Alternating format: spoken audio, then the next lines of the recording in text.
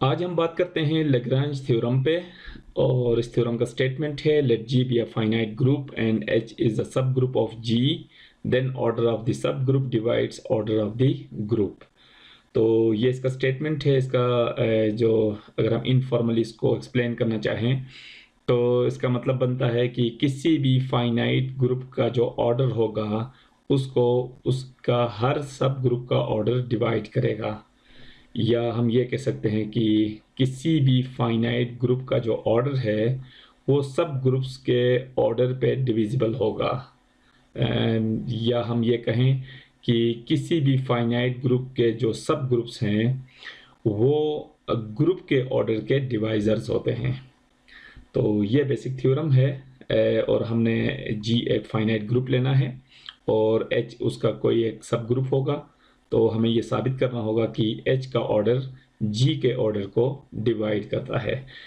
इस चीज़ को हम एक एग्जांपल के थ्रू भी समझा सकते हैं। फॉर एग्जांपल ये हमने एक ग्रुप चूज़ किया है जो कि है Z12, जो कि सेट ऑफ रेजिड्यू क्लासेस है मॉड्यूलो 12 के लिए, और ये एक ग्रुप है जिसके एलिमेंट्स हैं 0 to 11। अगर हम इस ग्रुप के ऑर्डर की बात करें तो इस ग्रुप का जो ऑर्डर है वो यहाँ पे है 12, क्योंकि इसमें जो नंबर ऑफ एलिमेंट्स हैं वो इसका ऑर्डर को रिप्रेजेंट करता है जो कि 12 है। अब हम बात करते हैं इसके सब ग्रुप्स की। H1 ये मैंने एक सेट, इसका एक सबसेट लिया है जो कि सब ग्रुप भी है। H2 ये मैंने इसका एक सबसेट लिया है, ये भी सब ग्रुप है। H3 भी एक सब ग्रुप है, H4 भी सब ग्रुप है। अब हम इन तमाम सब ग्रुप्स के ऑर्डर्स को ज़रा चेक कर लें तो यहाँ पे ये बिल्कुल वाज़ेह है कि H1 की जो कार्डिनलिटी है या ऑर्डर है वो है 2, यानी H1 जो पहला सब ग्रुप है उसका ऑर्डर 2 है क्योंकि इसमें नंबर ऑफ एलिमेंट्स है 2। इसी तरह H2 का जो ऑर्डर है यानी उसमें जो नंबर ऑफ एलिमेंट्स है वो है 3। इसी तरह H3 के अंदर जो नंबर ऑफ एलिमेंट्स है या इसका जो ऑर्डर बनता है वो है 4। और H4 जो एक सब ग्रुप है इसका ऑर्डर हमारे पास बनता है 6 क्योंकि इसके अंदर नंबर ऑफ एलिमेंट्स 6 हैं।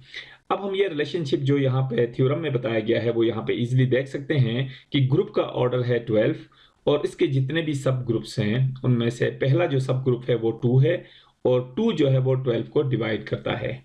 इसी तरह दूसरा सब ग्रुप है 3 और ये 3 भी ग्रुप के ऑर्डर को डिवाइड करता है क्योंकि 3 12 को डिवाइड करता है। इसी तरह तीसरा एक सब ग्रुप है इसका, उसकी कार्डिनलिटी या उसका ऑर्डर है 4 और ये 4 भी 12 को डिवाइड करता है। इसी तरह एक और इसका सब ग्रुप है H4, इसका ऑर्डर है 6 और ये 6 भी 12 को डिवाइड करता है। तो इसका मतलब ये हुआ कि इस ग्रुप के जितने भी सब ग्रुप्स हैं उन तमाम सब ग्रुप्स का जो ऑर्डर होगा वो ग्रुप के ऑर्डर का कोई ना कोई डिवाइजर होगा। तो यही इस थ्योरम का मेन पॉइंट है। अब आते हैं इसके फॉर्मल प्रूफ की तरफ और इसमें हम लेते हैं late A1H A2H up to ARH be the distinct left cosets of H in G, then for each A belongs to G we have AH equal to AIH for some I। तो यहाँ हमने ये लिया है कि A1H A2H up to ARH ये हमने R distinct cosets लिए हैं H के G के अंदर। हमें ये पता है कि G के अंदर जितने एलिमेंट्स होंगे उतनी तादाद में कोसेट्स बन सकते हैं क्योंकि G के हर एलिमेंट के लिए कोसेट होगा। तो G में जितने एलिमेंट्स होंगे उतने टोटल कोसेट्स बन सकते हैं, लेकिन जरूरी नहीं कि वो सब के सब कोसेट्स डिस्टिंक्ट भी हों। उनमें से बहुत सारे कोसेट्स जो है वो दूसरे कोसेट्स के इक्वल होंगे। तो जो डिस्टिंक्ट कोसेट्स होंगे वो टोटल कोसेट्स से कुछ कम ही होंगे। तो ये हमने सपोज किया है कि जो डिस्टिंक्ट कोसेट्स हमारे पास आ रहे हैं वो है R कोसेट्स और उनको हमने डिनोट किया है A1H A2H up to ARH। तो ये वो R डिस्टिंक्ट कोसेट्स हैं जो H के G के अंदर बन रहे हैं। इसी तरह हमें ये भी पता है कि दो कोसेट्स या तो आपस में डिसजॉइंट हो सकते हैं या वो इक्वल हो सकते हैं। ये कोसेट्स की प्रॉपर्टीज में हमने डिस्कस किया है कि दो कोसेट्स या तो इक्वल होंगे या डिसजॉइंट होंगे, यानी या बिल्कुल सेम होंगे या एक भी एलिमेंट दोनों में कॉमन नहीं होगा। तो यहाँ पे हमने A1H A2H up to ARH ये सब के सब हमने डिस्टिंक्ट कोसेट्स लिए। डिस्टिंक्ट का मतलब ये है कि एक कोसेट दूसरे से डिफरेंट है, तो डिफरेंट होने का फिर ये मतलब होगा कि फिर ये डिसजॉइंट भी होंगे। A1H और A2H के दरमियान कोई एलिमेंट कॉमन नहीं है, A2H का A3H के साथ कोई एलिमेंट कॉमन नहीं है, A2H का A5H के साथ कोई एलिमेंट कॉमन नहीं है, इसी तरह A1H का ARH के साथ कोई एलिमेंट कॉमन नहीं है। तो यानी ये सब के सब जो डिस्टिंक्ट कोसेट्स है वो सब आपस में डिसजॉइंट भी हैं। तो ये हमने जो डिस्टिंक्ट कोसेट्स थे ले लिए H के G के अंदर। Then for each A belongs to G we have AH equal to AIH। ये वही बात है कि ये हमने ऑल कोसेट्स नहीं लिए। यहाँ पे हमने ये नहीं लिखा कि इस ग्रुप G के अंदर जो है वो या H के G के अंदर टोटल R कोसेट्स बन सकते हैं। टोटल कोसेट्स तो ज़्यादा बनेंगे, लेकिन जो डिस्टिंक्ट कोसेट्स है वो हमने सपोज किया है कि वो R हैं, तो टोटल कोसेट्स जाहिर है इससे ज़्यादा होंगे।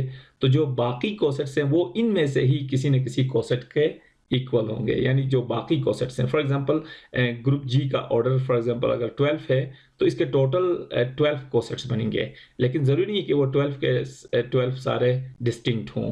हो सकता है कि उनमें से जो डिस्टिंक्ट कोसेट्स होंगे वो 4 होंगे। अगर 4 डिस्टिंक्ट कोसेट्स हैं तो टोटल कोसेट्स तो 12 हैं, तो बाकी जो 8 कोसेट्स है वो इन 4 में से ही किसी न किसी के इक्वल होते हैं। तो यहाँ पे भी हमने यही बात की है कि अगर हमारे पास R डिस्टिंक्ट कोसेट्स हैं तो G में से हम कोई भी एक एलिमेंट चूज करें, उससे जनरेट होने वाला कोसेट इन्हीं में से किसी न किसी कोसेट के इक्वल होगा। तो ये बात हमने यहाँ पे लिख दी है।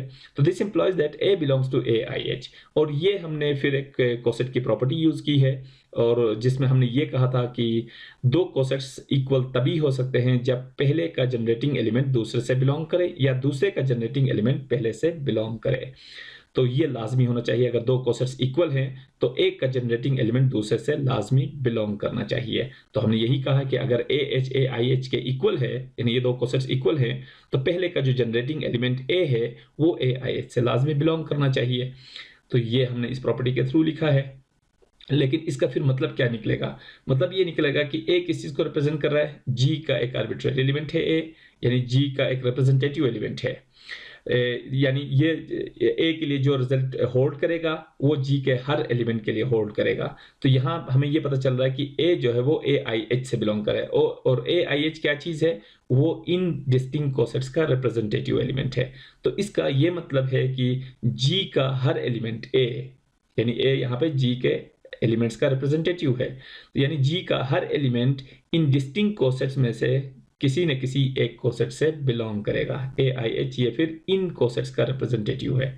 तो हम ये कह रहे हैं कि G का हर element in distinct element cosets में से किसी न किसी कोसेट से ज़रूर बिलोंग करेगा। तो इसका फिर ये मतलब हुआ कि जब इन डिस्टिंक्ट कोसेट्स का हम यूनियन ले लें तो फिर वो G आना चाहिए, क्योंकि हमने ऊपर ये बात की है कि G का हर एलिमेंट इन कोसेट्स में से किसी न किसी एक से लाजमी बिलोंग कर रहा है।